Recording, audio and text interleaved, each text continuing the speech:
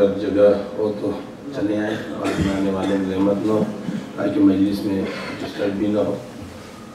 تھوڑا تھوڑا وقت رکھ جائے، تھوڑا تھوڑا سا ہو جائے تاکہ مولوی باہر کھڑے ہیں وہ اندر آ سکے۔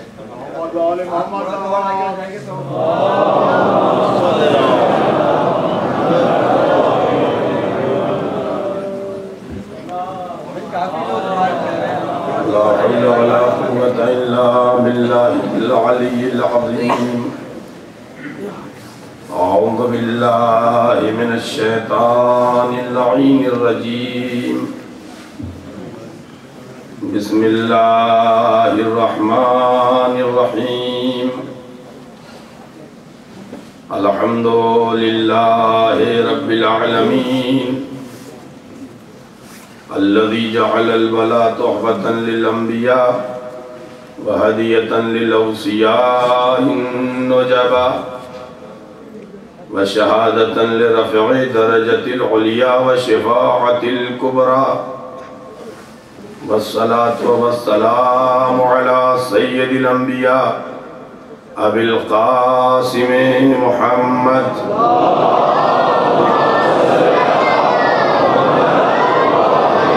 آله الطيبين الطاهرين المعصومين المظلومين، ولعنة الله على أعدائهم أجمعين۔ أما بعد، فقد قال الله تبارك وتعالى في كتابه المجيد وفرقانه الحميد: بسم الله الرحمن الرحيم، يا أيها الذين آمنوا ادخلوا في السلم كافة ولا تتبعوا خطوات الشيطان إنه لكم عدو مبين۔ صلوات پڑھ دیں محمد۔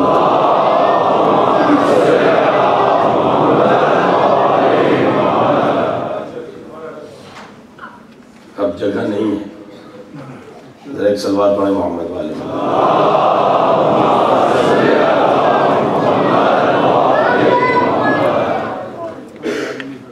میرے بزرگوار جناب احسان صاحب نے گزارش کی ہے، اور بڑے کا جواب دینا بھی ٹھیک نہیں، اگر تھوڑا تھوڑا آپ لوگ ہو سکے تو آپ حضرات ان کی آواز پہ لبیک کہیں اور ایک باآواز بلند صلوات پڑھیں آپ۔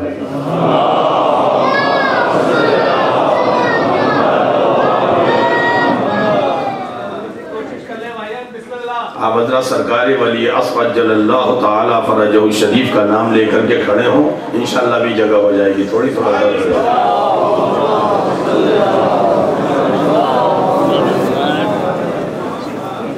شنودی امام زمانہ بلند تک صلوات۔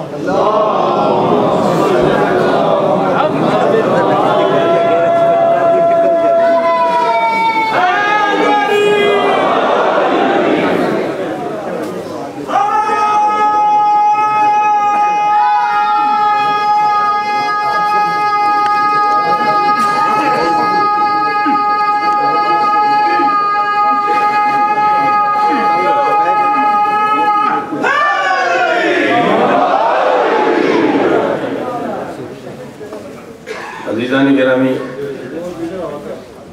قرآن مجید اپنی تمام تر حقانیت کے ساتھ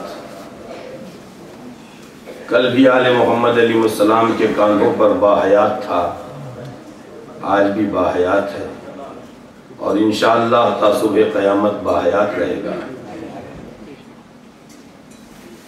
صاحبان ایمان کو قرآن آواز دے رہا ہے: ایمان والو مکمل طریقے سے دائرہ اسلام میں داخل ہو جاؤ، اور دیکھو شیطان کے نقش قدم کی پیروی نہ کرنا، اس لیے کہ وہ تمہارا کھلا دشمن ہے۔ ایمان وہ سرمایہ ہے جو انسان کو شجاعت دیتا ہے، ایمان ہی وہ سرمایہ ہے جو انسان کو بہادری دیتا ہے، ایمان ہی وہ سرمایہ ہے جو انسان کو انسان بناتا ہے، ایمان ہی وہ سرمایہ ہے جو انسان کو سلمان بناتا ہے، ایمان ہی وہ سرمایہ ہے جو تاریخ صحابیت میں ابو ذر جیسا سچا صحابی پیدا کرتا ہے۔ ایمان ہی وہ سرمایہ ہے جو فضائل علی کے لیے زمین کو ناکافی سمجھتے ہوئے دار کی بلندیوں پہ پہنچتا ہے۔ ایمان ہی وہ سرمایہ ہے جو علم بھی سنبھالتا ہے، علم والوں کو بھی سنبھالتا ہے۔ ایمان ہی وہ سرمایہ ہے جو حسینیت کا قافلہ بناتا ہے۔ ایمان ہی وہ سرمایہ ہے جو حسینی بناتا ہے۔ ایمان ہی وہ سرمایہ ہے جو علی والا بناتا ہے۔ ایمان ہی وہ سرمایہ ہے جو علی والوں کی گودیوں میں علی والوں کو پروان چڑھاتا ہے۔ یہ ایمان ہی وہ سرمایہ ہے جو انسان کو بولنے کی صلاحیت دیتا ہے، حق بولنے کی صلاحیت، حق سوچنے کی صلاحیت، حق پہنچانے کی صلاحیت، اس لیے کہ پیغمبر پہلے ہی کہہ چکے ہیں علی وہ حق ہے، علی وہ حق ہے کہ علی حق کے پیچھے نہیں جائے گا، حق کو علی کے پیچھے پیچھے آنا ہے، حق کو علی کے پیچھے پیچھے آنا ہے۔ لہذا علی اس مرکز حق کا نام ہے، جہاں علی ہوگا وہیں حق ہوگا، جہاں حق ہوگا وہیں علی ہوگا۔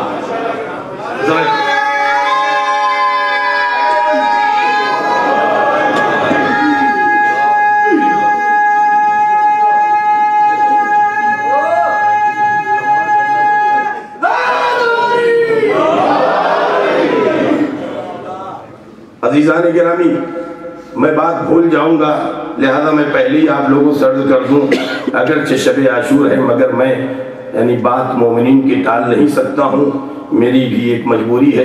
شب عاشور اگرچہ میں خود بے نفس نفیس، شرعاً نہیں، اسلام سے نہیں، میں بے نفس نفیس نہ اپنے لیے دنیا اور سلامتی کی دعا کرتا ہوں اور نہ دوسرے کے لیے، جب آل پیغمبر سلامت نہ رہی، مگر پھر بھی چونکہ مومنین نے مجھ سے کہا ہے اور دو مومن نے یہی مجھ سے کہا ہے، میرے ایک بزرگ نے کہا ہے، لہذا جن ہستیوں کے لیے کہا ہے سلامتی کے لیے اور ان کی شفا یابی کے لیے، آپ حضرات ان سب اور تمام مومنین و مومنات جو بیمار ہیں ان سب کی صحت و شفا یابی کے لیے ایک باباد بلند صلوات پڑھ دیں۔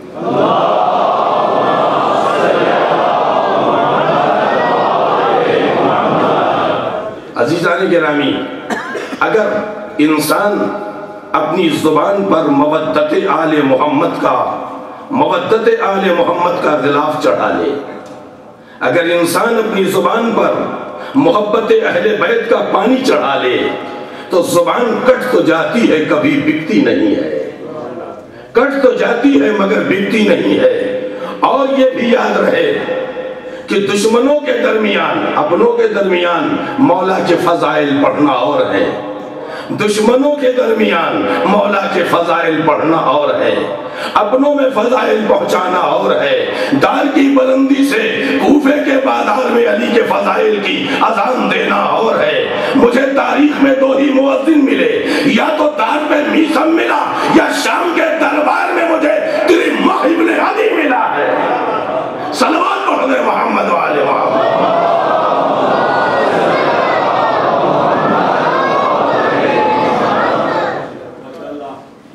ظالم کے سامنے رشید نے مولا کے فضائل پڑھے، درباروں میں اہل بیت کے فضائل ابن سکیت نے پڑھے۔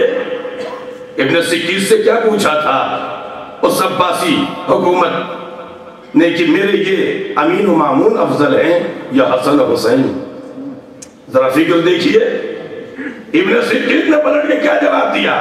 کیسی بات کرتا ہے تو اپنا مقابلہ علی کے غلام قمر سے نہیں کر سکتا؟ اور چلا ہے جوانان جنت کے ان سرداروں سے مقابلہ کرنے جو دوش رسول کے سوار ہیں، جو زبان رسالت جوز کے پلے ہیں، جو زہرہ کی گودیوں کے پلے ہیں، جو روح قرآن ہے، جو حیات اسلام ہے، جو دین کی زندگی ہے، ان کے بارے میں تو پوچھتا ہے۔ عزیزان گرامی، ترمہ ابن عدی بھی حاکم شام کے دربار میں پہنچے ہیں، مولا کا خط لے کے پہنچے ہیں۔ کہنے والے نے کہا آگے قالین ہے، جوتے اتار دو۔ کیا عجیب و غریب جواب دیا ہے کیا یہ وادی مقدس ہے جہاں جوتے اتار دیں؟ کیا یہ وادی مقدس ہے جہاں جوتے اتار دیں؟ آگے بڑھے، پوچھنے والے نے پوچھا اپنے آقا کو کس حال میں چھوڑا؟ کہ میرا آقا حسن و حسین اس کے داہنے اور بائیں بیٹھے ہوئے تھے، اس کے اصحاب ستاروں کی طرح اپنے آقا کے ارد گرد تھے، اور میرا مولا مانند چاند کے چمک رہا تھا۔ آواز دی، پوچھنے والے نے یہ بتاؤ کہ تم کیا لے کے آئے ہو؟ آواز دیتے ہیں کریمہ ابن عدی، ناطق قرآن کے پاس سے سامت قرآن لے کے آ رہا ہوں۔ کسے دینا ہے؟ کہ خبیث ابن خبیث کو دینا ہے۔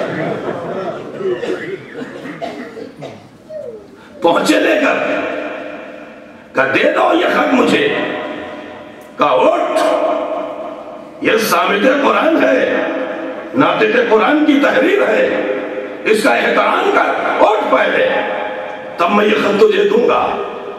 کریمہ ابن عدی نے اسے اٹھایا، اسے اٹھنا پڑا، توجہ دیدہ نے گرامی، اور جب اس نے خط پڑھا تو اس نے کہا جواب لکھو۔ سنیے جواب، اس نے جواب لکھا کہ میرے پاس لشکر رائی کے دانوں کی طرح، یہ چھوٹے چھوٹے دانے گنے نہیں جا سکتے، رائی کے دانوں کی طرح ہے۔ تو ایک مرتبہ کریمہ ابن عدی کہتے ہیں کیا پکتا ہے حاکم شام، میرے مولا نے ایک مرغ پال رکھا ہے جس کا نام مالک اشتر ہے، تیرے تمام دانوں کو بن کے کھا جائے گا۔ اچھا لکھو جواب، میرے پاس لشکر ستاروں کی طرح ہے، میرے پاس لشکر ستاروں کی طرح ہے۔ کریمہ ابن عدی کہتے ہیں کیا پکتا ہے؟ عزیزو جب سورج نکلتا ہے تو ستارے ڈوب جاتے ہیں۔ آبادی کریمہ ابن عدی نے میرا علی وہ سورج ہے جب نکلے گا تو تیرے تمام ستارے ڈوب جائیں گے۔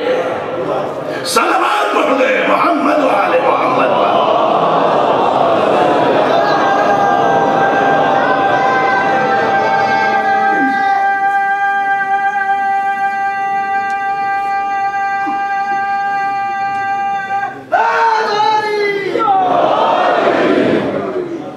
عزیزان گرامی، یہ ایمان تھا جو بول رہا تھا، یہ حقانیت کا اعلان تیری ماہ کا ایمان کر رہا تھا۔ لہذا اگر ہمارے پاس سرمایہ ایمان ہے، ہمارے پاس اگر سرمایہ یقین ہے، تو یہ یاد رہے جہاں کہیں بھی رہیں گے حق بولیں گے، حق کہیں گے، حق سنائیں گے، اور جب غیروں کے درمیان جائیں گے تب بھی حق بولیں گے، حق سنائیں گے۔ اور غدیر اس حقیقت کا نام ہے جو پیغمبر نے کسی گھر سے نہیں، غدیر کے چوراہے سے اعلان کیا ہے۔ عزیزان گرامی، آپ اندازہ لگائیں، ہماری اپنی کتاب میں نہیں ہے، ہماری کتاب کی بات نہیں ہے، ہمارے گھر کی کتاب کی بات نہیں ہے۔ سلیمان قندوزی عالم اہل سنت ہے، اپنی کتاب ینابع المودت میں لکھتا ہے لو ان عبدا عبد اللہ مثل ما قام نوح، اگر کوئی بندہ عبادت کرے، کیسی عبادت؟ جیسی جناب نوح نے اپنی قوم میں کی ہے، یہ کوئی لمن پیغمبر جناب نوح، لو ان عبدا عبد اللہ مثل ما قام نوح، اگر کوئی بندہ عبادت کرے، کیسی عبادت؟ جیسی عبادت جناب نوح نے اپنی قوم میں کی ہے۔ وَكَانَ لَهُ ذَهْبًا، اس کے پاس سونا ہو، کتنا سونا؟ 1-2 کلو، 2-4 کنٹل، مثل احد، کوہ احد کے برابر۔ توجہ دیدان گرامی، کوہ احد کے برابر اگر اس کے پاس سونا ہو، کیا کرے؟ فَأَنفَقَهُ فِي سَبِيلِ اللَّهِ، اللہ کی راہ میں خرچ کر دے۔ وَمُدَّ عُمْرُهُ، اللہ اس کی عمر کو بڑھا دے، کتنا؟ حتی یحج الف عام من، یہاں تک کہ 1000 حج کرے. کیسے؟ گھوڑے گدھے خچر بس ایئر بس قائد ہو جائے گا. قدومن پیدل جائے. وَقُتِلَ بَيْنَ الصَّفَا وَالْمَرْوَى مَظْلُومًا، اور صفا و مروہ کے درمیان قتل کر دیا جائے. مرڈر کر کے بھاگا تھا، دہشت گرد تھا، مجرم تھا؟ نہیں، مظلومن قتل کیا جائے. توجہ دیدان گرامی، پھر سے سمیٹیے پوری بات کو. یہ حدیث قدسی کا فقرہ ہے جو عالم اہل سنت سلیمان قندوری نقل کر رہا ہے. میرے پیغمبر یہ بتا دو لوگوں سے، اگر کوئی بندہ عبادت کرے جناب نو جیسی، اور وہی بندہ کوئے احد کے برابر سونا، احد پہاڑی جانتے ہیں نا، احد پہاڑی بڑی مشہور ہے، جان تو بچا سکتی ہے، ایمان نہیں بچا سکتی. کوئے احد کے برابر سونا ہو، وہی عابد وہ سونا اللہ کی راہ میں خرچ کر دے، 1000 وہی عابد پیدل حج کرے، اور وہی عابد صفا و مروہ کے درمیان مظلومن قتل کر دیا جائے. وَلَمْ يُوَالِيكَ يَا عَلِي، اے علی اگر تمہاری ولایت و محبت اس کے سینے میں نہیں ہے تو لم یشم رائحۃ الجنہ، جنت کی خوشبو سونگ بھی نہیں سکتا ہے. صلوات پڑھے محمد و آل محمد پر.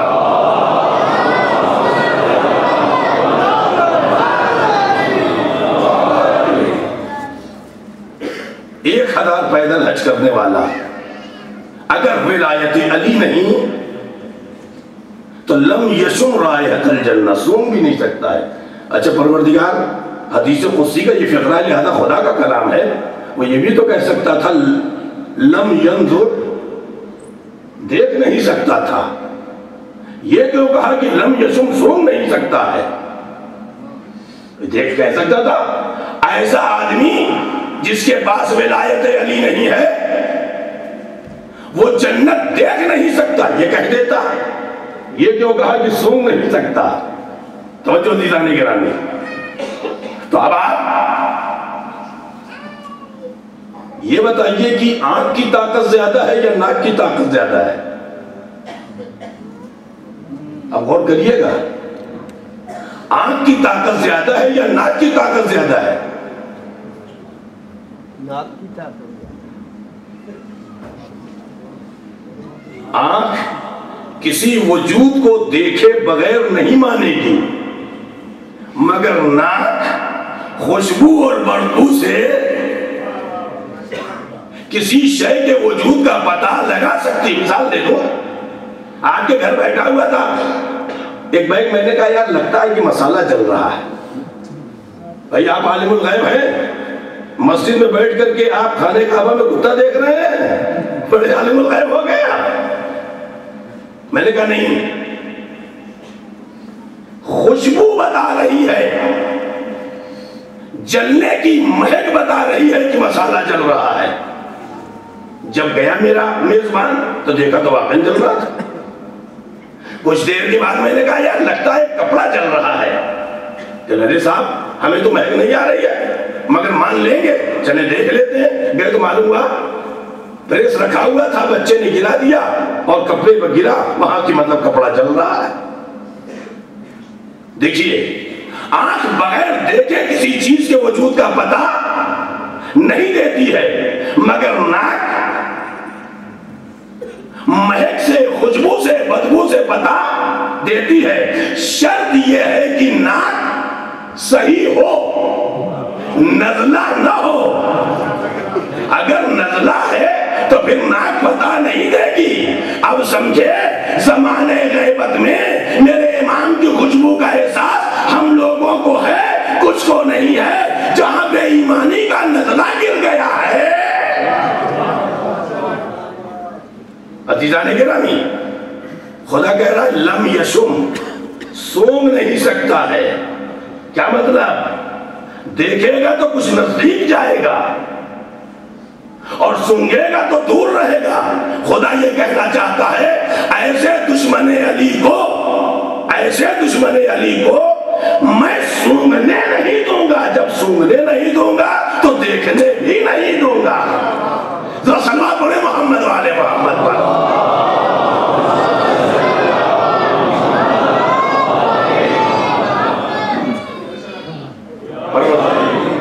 پروردگار عالم اسی لیے حدیث قدسی میں کہہ رہا ہے لو اجتمع الناس علی حب علی لما خلقت النار، اگر پوری دنیا محبت علی پر جمع ہو گئی ہوتی، اگر پوری دنیا محبت علی پر جمع ہو گئی ہوتی تو میں جہنم کو پیدا ہی نہ کرتا۔ جنت بنائی گئی ہے علی والوں کے لیے، جہنم بنائی گئی ہے دشمنان علی کے لیے۔ توجہ دیجئے گرامی، اسی لیے میں کہتا ہوں شریعت نے جتنی چیزوں کو حرام کیا ہے وہ اسی لیے حرام کیا ہے، اسی لیے حرام کیا ہے کہ محبت علی اس پاکیزہ گوہر بے بہا کا نام ہے جہاں تک زنا کا پانی نہ جانے پائے، جھوٹ نہ جانے پائے، غیبت نہ جانے پائے، الزام نہ جانے پائے، یہ حرام کام نہ جانے پائے۔ اتنا مقدس ہو، اتنا مقدس ہو کہ محبت علی کا چراغ اس کے کردار سے روشن ہو، اور اس طرح کردار سے روشن ہو دنیا دیکھ کے کہہ دے یہ علی کا چاہنے والا ہے، یہ حسین کا چاہنے والا ہے، یہ اہل بیت کا چاہنے والا ہے۔ صلوات پڑھتے ہیں محمد والے محمد پر۔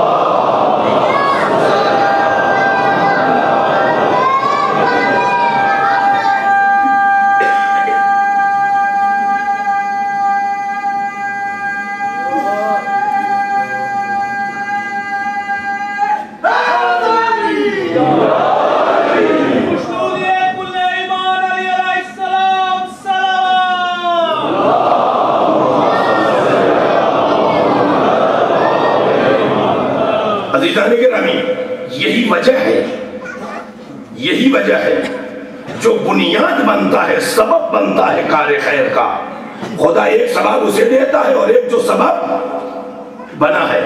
توجہ عزیزو، ایک انسان، آپ مومن، آپ اہل بیت کے چاہنے والے، آپ کے بچے کو میں نے محبت سے اٹھا لیا، پیغمبر کیا کہتے ہیں؟ پیغمبر کیا کہتے ہیں؟ اس کا خدا تمہیں ثواب دے گا، مجھ سے کوئی رشتہ داری نہیں۔ مومن کا بچہ گر رہا تھا، میں نے اس کو محبت سے اٹھا لیا، مومن کو بچے کو میں نے دیکھا، اس کو محبت سے میں نے پیار کر لیا۔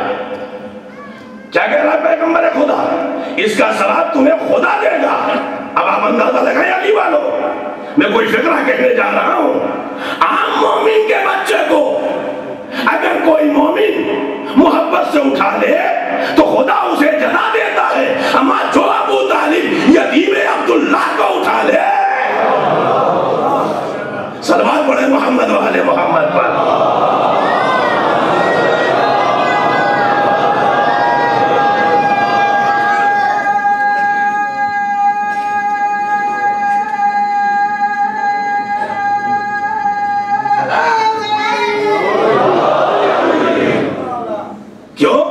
اس لیے کہ وہ مخلوق پہلے خدا کی ہے، بعد میں کسی کا رشتہ دار ہے، پہلے خدا کی مخلوق ہے۔ عزیزو، جو سبب بن جائے پروردگار عالم اسے کیسے ثواب دیتا ہے؟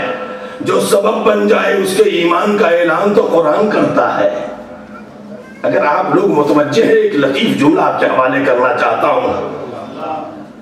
قرآن مجید کہتا ہے کہ مومن آل فرعون جن کا نام حزقیل ہے، فرعون کے رشتہ دار ہیں اور وزیر خزانہ بھی ہیں، چوراہوں پر کھڑے ہو کے جناب موسیٰ کی رسالت اور اپنے ایمان کا اعلان کرتے ہیں۔ چغل خور، ادھر کی بات ادھر کرنے والے، بہت بری نسل ہوتی ہے، یہ بڑی بری قوم ہے یہ چغل خور، ادھر کی بات ادھر، یہی لڑائی کرواتی ہے لوگوں میں، مومنین میں، رشتوں میں، میاں بیوی میں، دو فیملیوں میں، جو چغل خوری کرنے والے ہیں، ادھر کی بات ادھر، ادھر کی ادھر۔ فرعون کے جاسوسوں نے جا کے فرعون کو خبر دی، حزقیل تو تیری طرف نہیں جناب موسیٰ کی طرف ہے، کہ سوچ لو کس کے بارے میں کیا کہہ رہے ہو. کہاں حزقیل آئے. میں ایک لطیف جملے کی تک آپ لوگوں کو لے چلنا چاہتا ہوں. حزقیل آئے کہ کیا میرے خلاف تم ہو جناب موسیٰ کی طرف ہو. اب دیکھیے جناب حزقیل کیا کہتے ہیں. تقیہ اشارہ کیا پورے اس کے دربار کی طرف. جو تم سب کا خالق میرا خالق, جو تم سب کا پالنے والا میرا پالنے والا, جو تم سب کا رازق میرا رازق, جو تم سب کو دینے والا وہ مجھے دینے والا. فرعون خوش ہو رہا تھا, میری خدائی کا اعلان ہو رہا ہے, اور خدا خوش ہو رہا تھا کہ حزقیل میری خدائی کا اعلان کر رہے ہیں. جس کے بارے میں قرآن مجید کیا کہتا ہے؟ مومن آل فرعون, مومن کا خطاب دیا ہے. توجہ دیجو. اب آپ ذرا سوچیں, فرعون جیسا بادشاہ اپنے سامنے فرعون کے حزقیل کے ایمان کی حقیقت نہ سمجھ سکا. کون؟ فرعون جیسا بادشاہ جب حزقیل کے ایمان کی حیثیت اپنے سامنے اقرار نہ سمجھ سکا تو یہ بنی امیہ کی چمروٹی والے ابو طالب کا ایمان کیا سمجھ جائیں گے؟ صلوات پڑھیں محمد و آل محمد پر.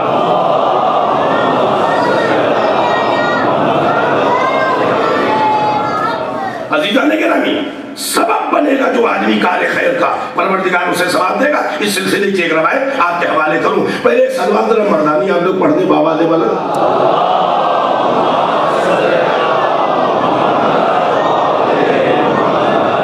عزیزان گرامی, مجھے یہ احساس ہے کہ آپ لوگ 2 گھنٹے سے بیٹھے ہوئے ہیں یہاں. ظاہر سی بات ہے 2 گھنٹے ایک جگہ بیٹھنا یہ کوئی معمولی بات نہیں ہے. یہ تو اہل بیت کے ذکر کا معجزہ ہے, اور یقیناً آپ کی ان زحمتوں کا اجر کوئی نہیں دے گا. آپ کی ان زحمتوں کا اجر فاطمہ زہرا دیں گی, اس کا اجر امیر المومنین دیں گے. آپ حضرات یقیناً زحمت میں ہیں. میں آپ لوگوں کو بہت زیادہ زحمت نہیں دوں گا, بس چند باتیں اپنی اور آپ حضرات کی زحمت تمام ہے. عزیزان گرامی, آپ دیکھیں بہت ہی مشہور روایت آپ کے حوالے کرنے جا رہا ہوں اپنی ایک بات کہنے کے لیے جو سبب بن جائے کار خیر کا. پروردگار مطلب کوئی آدمی مجلس کا سبب بن جائے, کوئی ماتم کا سبب بن جائے, کوئی تبرک کا سبب بن جائے, کوئی عبادات کا سبب بن جائے, کوئی کسی کے ایمان کا سبب بن جائے, کوئی کسی کے گناہوں سے بچانے کا سبب بن جائے. جیسے جیسے سبب بنتا جائے گا, جب تک عمل باقی رہے گا خدا اسے ثواب ایک دیتا جائے گا. عزیزان گرامی, مثال کے طور پر یہ مجلس جو میں پڑھ رہا ہوں, ایک ثواب مجھے مجلس کا ملے گا یا نہیں پڑھنے کا, آپ کو سننے کا مجھے پڑھنے کا, مگر نہیں, بات اور آگے بڑھی. ایک ثواب میرے والدین کو جنہوں نے مجھے پالا ہے, ایک ثواب اسے جس نے مدرسے میں مجھے پڑھایا ہے, یعنی میرے استاد لوگوں کو, اور ایک ثواب اسے ملے گا جس نے مدرسے کو چلایا ہے. کیا مطلب؟ بھئی مدرسوں کو کون چلاتا ہے؟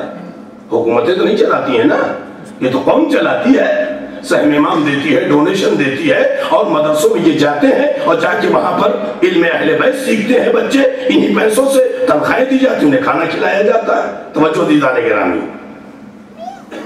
ایک ثواب ان لوگوں کو جنہوں نے مدرسے کو ڈونیشن دیا. اور دیکھیے آگے بڑھ رہا معاملہ, ایک ثواب ان لوگوں کو جنہوں نے مدرسہ بنایا, اور ایک ثواب اسے جس نے مدرسہ بنانے والے کو پالا. میں کہوں گا پروردگار میری ایک مجلس تو نے برادری میں بہنے کی طرح بانٹ دیا. والدین لے لو, اساتذہ لے لو, ڈونیشن دینے والوں لے لو, مدرسے والے لے لو, مدرسہ قائم کرنے والے لے لو. توجہ فرمائیں دیدان گرامی, پروردگار کا نبی آباد تیرا کچھ نہیں, تیرا ثواب اپنی جگہ باقی ہے, تیرے ثواب میں کوئی کمی. ثواب میں کٹوتی وہ کرتا ہے جو بخیل اور کنجوس ہو. خدا تو سخاوتوں کا خالق ہے، خدا تو علی جیسے سخی کا خالق ہے، وہ کٹوتی نہیں کرتا ہے۔ ایک سوال تمہیں والدین کو الگ، ایک سوال تمہارے اساتذہ کو الگ، ڈونیشن دینے والے کو الگ۔ توجہ دی جانے گرامی، اب آپ ذرا سوچیں کب تک ثواب ملتا رہے گا؟ جب تک میں پڑھتا رہوں گا، قوم سنتی رہے گی، قوم دوسرے کو سنائے گی، تیسرے کو سنائے گی، اگلی نسل کو سنائے گی۔ یہ سارا ثواب ایک مجھے، میرے اساتذہ کو، ڈونیشن دینے والوں کو، اور جس نے ادارہ بنانے والے کو۔ توجہ دی تو جاگتے رہیے گا جو کہنے جا رہا ہوں۔ ایک ادارہ بنانے والے کو اگر کوئی پال دے تو ثواب قیامت تک ملے گا۔ جس ابو طالب نے ادارہ اسلام بنانے والے بانی اسلام کو پالا ہو، صلوات پڑھ دے محمد و آل محمد۔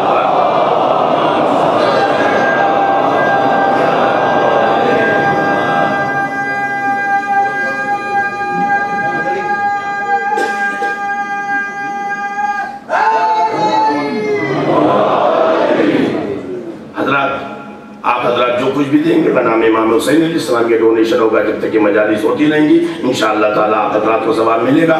اپنی جانب سے بھی دیجئے اور اپنے مرحومین کی جانب سے بھی دیجئے، اس کا اجر جناب صدیقہ طاہرہ عطا فرمائیں گی۔ بآواز بلند صلوات پڑھ کر کے آپ حضرات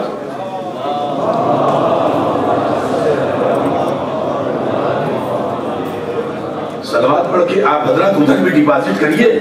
یہ صلوات سکہ ہے امام کے ظہور کے زمانے کا، لہذا آپ حضرات صلوات پڑھتے رہیں۔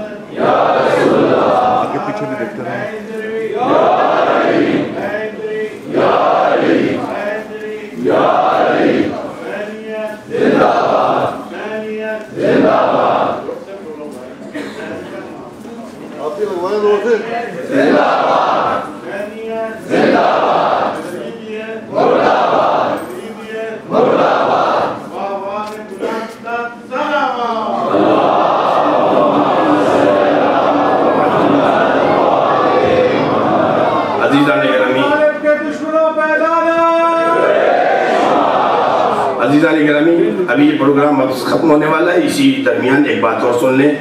آپ کے یہاں بچوں کی تربیت کے لیے اور سوروں کو باقاعدہ آسانی سے ان کے موضوعات کو سمجھانے کے لیے جناب سکندر صاحب نے اپنی بک اسٹال پر ایک کتابچہ رکھا ہے، جس کو کلر کر کے بچہ بآسانی سمجھ جائے گا کہ کس موضوع کی یہ کتنی سورہ ہے۔ اس کے ذریعے سے قرآن سیکھنے میں بچوں کو بہت آسانیاں ہوں گی، لہذا آپ حضرات اسے دیکھیں اور اپنے بچوں تک اس کا جو ہے یعنی زیادہ سے زیادہ فائدہ پہنچائیں۔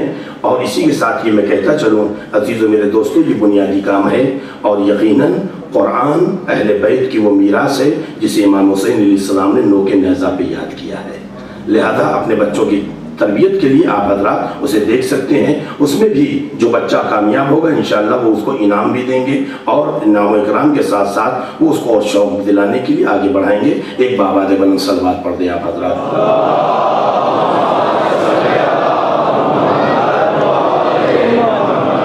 عزیزان گرامی، جو سبب بنتا جائے پروردگار اسے ثواب دیتا ہے۔ عزیزو، اگر آپ اندازہ لگائیں جو روایت آپ کے حوالے کرنی ہے، اس روایت میں امام علی مقام صادق آل محمد امام جعفر صادق علیہ السلام